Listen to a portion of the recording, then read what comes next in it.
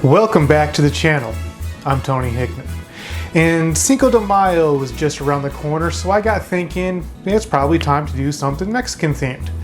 So many dishes to choose from, but then I thought, you know what? Back in high school, there was one thing I ate a lot of, and it was those frozen taquitos. You know, the real thin ones. You wrap them in a paper towel, you nuke them for like 30 seconds. This inside like kind of always busts open. You try to eat them and they're freaking piping hot. And I was like, you know what? I think we could do better than that. But I did love those. Quick taquito story about those particular taquitos. I went to a restaurant. It was like a little mom and pop restaurant. There's a fast food Mexican restaurant. And I ordered 3 taquitos. And it was one of those restaurants where you could see into the back of the kitchen. So there's only one guy back there. I watched him. He pulled out that same box of taquitos that I used to eat when I was in high school, took them out, throw them in the microwave, nuked them for 45 seconds, put them on a basket, and charged me $4.99 for it. Something in me changed that day. I was like, this can't be how it is. But anyway, enough about that. So I'll never order taquitos out there like that again. But I think we could make some great chicken taquitos. And while we're at it, we'll make a really quick, easy, homemade salsa to go with them. Let's get started. So the first thing we're going to do is boil our chicken. You can use either chicken breast, or if you're like me, I like darker meat, so I will use chicken thighs. Just going to put that in boiling water and let that cook for about 15 to 16 minutes. After which you're going to go ahead and remove these from the boiling water and set aside just to let them cool down just for a minute.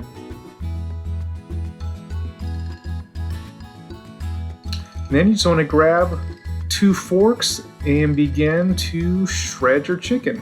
Just pull it apart piece by piece. Trying to keep my bowl in the center of the frame is no easy task.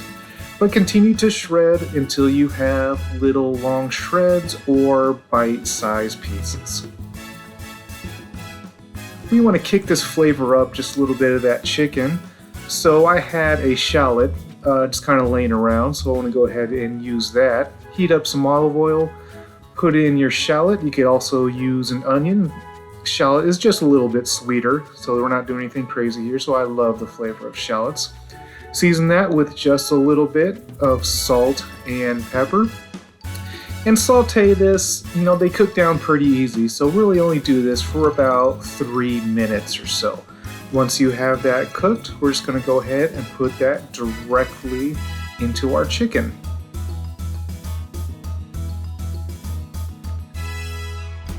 We want to season this with a little additional salt and pepper. And then re-grab your forks and mix that all in together.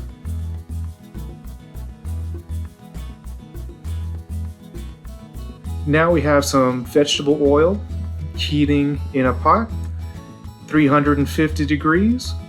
And we're going to take our tongs and place 2 tortillas into the oil just for a few seconds, just so they're easier to fold and don't break apart. But then sometimes they just break apart anyway. I had a feeling about these tortillas. They were starting to fall apart as I was taking them out of the package. So make sure you get some high quality tortillas. I'm never going to buy this brand again just because these things were falling apart like nothing. But so I was extra careful with some of these next ones. Put them in, don't hang on to them. Submerge them into the oil. Again, just for a few seconds. Remove them, set them aside, and kind of put them like in a little stack here to the side on some paper towels. And however many you're going to do, go ahead and do that amount. So as you can see, this one fell apart before I could even get started, so my frustration level is starting to click higher. But I think we got a good one on this attempt. So we're going to grab our chicken filling and just hand place it into the tortilla. You don't want to overstuff these now, because then once you try to roll them up, especially with how frail these tortillas are, that they'll just break apart, and then when you try to fry them, it'll be hard to put them in the frying oil, and they'll just pretty much that chicken will get loose and go everywhere. Give it a quick fold. You do not tuck your ends in on these because you want the oil to get inside and get that chicken just a little crispy. So go ahead and do that for the amount that you have prepared. I'm trying my best here to get some of these tortillas to stay together, but they are falling apart. Now it's headed back over to the oil, and you want to carefully place these into the oil, again about 350 degrees. They will cook very quickly, especially since you've already dipped them in oil before. Keep a close eye on them. I mean, this will only take a few seconds again per side, a little longer than before, but don't walk away from these. Always keep your eye on these. Make sure they're not getting too brown. Once they have that golden brown color, try to drain as much of that grease as you can. A lot of the grease, or the oil, not grease, the oil likes to go right there in the middle. So make sure you try to drain that all out. And as you see, these are falling apart, frustration level rising some more. And by the time I got to this last piece, it was falling apart before I could even put it in. So I just threw it in there out of spite. So I don't want to get off track here. Maybe I need a little break to get myself back into the mood to do this cooking.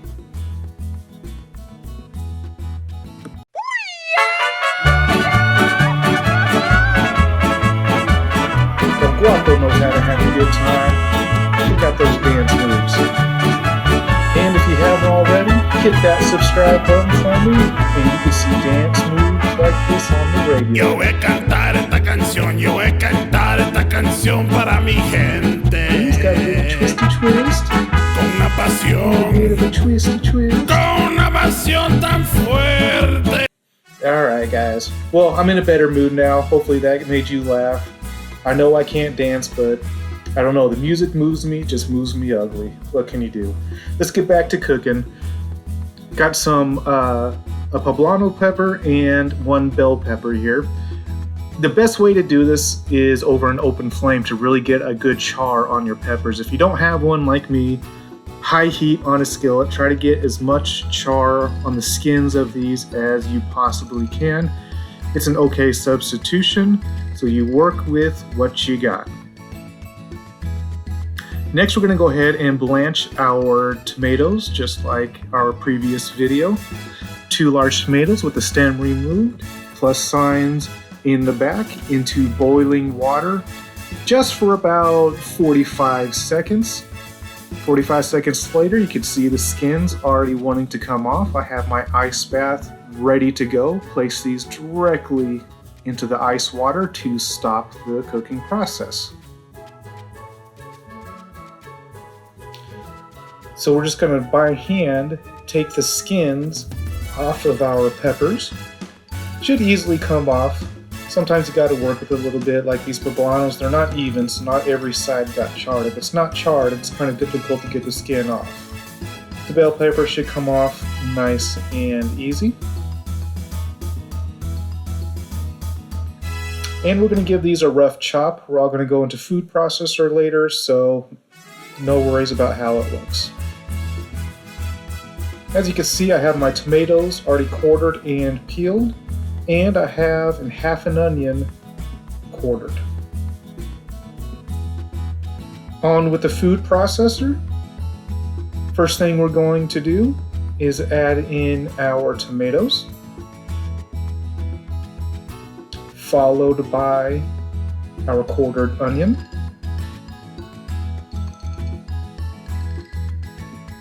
Then we want to add our chopped peppers,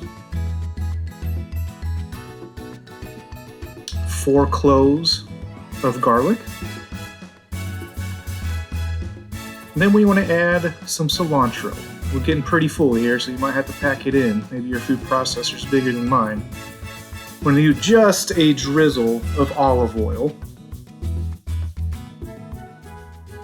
Add some cumin. A little bit of dried oregano,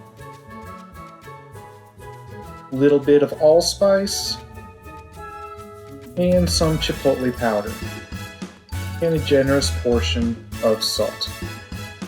Put our lid in, and I don't know why I love this view from the top. Little ASMR segment here, just I love watching this mix. Just that kind of puts me in a trance. But once we're all done mixing, we're going to give it a taste test and see what else we need to add. And it was highly under-seasoned, so I'm going to put everything I put in before, just a lot more of it. And we're going to go ahead and put in a whole lime, squeeze it as hard as you can, get all the juices out of that lime.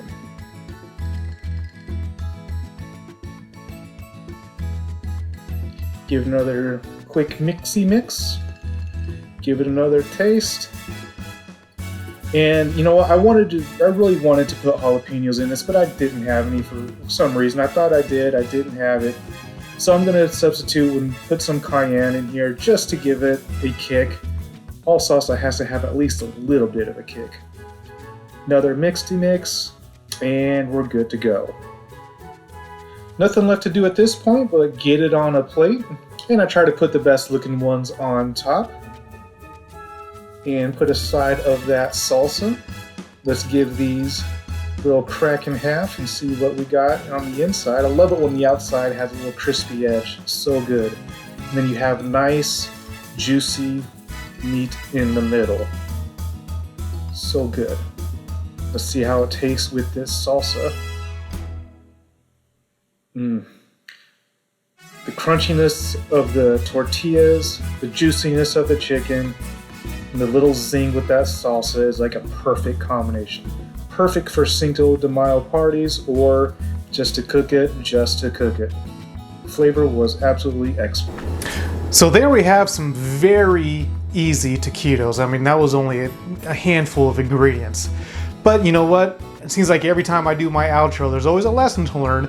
The lesson this time was make sure you get some good quality tortillas. These were a little bit of a cheaper brand. I will never buy that brand again. As you saw, they fell apart like that. So don't skimp out on the tortillas or make your own tortillas. Maybe that'll be a video coming up. That's very time consuming to do though. So that salsa was awesome. That salsa was a 9. If I had an actual jalapeno to go in that thing, it would have been a 10. So that salsa I highly recommend. Hey, if you're new here, please subscribe down below. Give this video a like. I'm Tony Hickman. I'll see you next time.